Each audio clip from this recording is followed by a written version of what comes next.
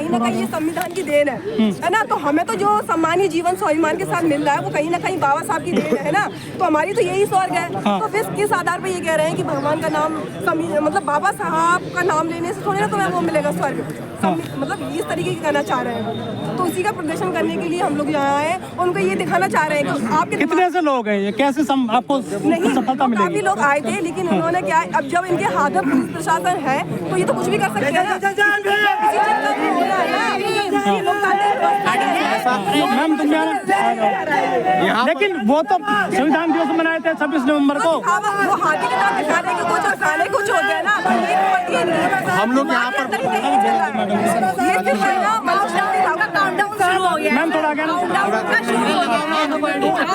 शुरू हो गया। 26 नवंबर को उन्होंने 26 नवंबर का बनाकर तो उन्होंने ये दिखा दिया कि हम भी बाबा साहब को मानने वाले हैं। पहले नहीं कहते थे ये लोग। अगर आप पढ़े लिखे हैं तो मुझे आप एक बात बताइए, अगर स्वर्ग का रास्ता है तो किसी भी चीज को कहीं पर भी जाने के लिए उसका एक प्रॉपर एड्रेस होता है। स्वर्ग का कोई एड्रेस है, प्रॉपर चीजें हैं वहाँ पर जाने के लिए। पास है, उनसे मिलो। अमित शाह तो हमसे मिलेगा, आके यहीं पर मिलेगा। अमित शाह इतना बड़ा नहीं है कि हम उससे जाके मिले, वो आएगा। तभी तो उसने सारी इन चीजों को लगा दिया, रेस्ट्रिक्शन लगा दिया। वो खुद डरा पड़ा है। अरे वो संसद में बोलता है, वहाँ पे चुपचाप से मूर्ति हटाता है। हिम्मत है तो बाहर आना, जोड़े में आ, तब तुझे बताते हैं कि अम्बेडकर वाली क्या है। तू चुपचाप करे जा वहाँ पर। नहीं, धमकी क्या है इसमें? धमकी है, वो कुछ भी बोले जाए, वो कुछ भी करे जाए, उसकी छूट है। हम पब्लिक बनाया किसने अमित शाह को? मोदी को बनाया किसने? लाखों वोट मिले हैं उनको, लाखों वोट।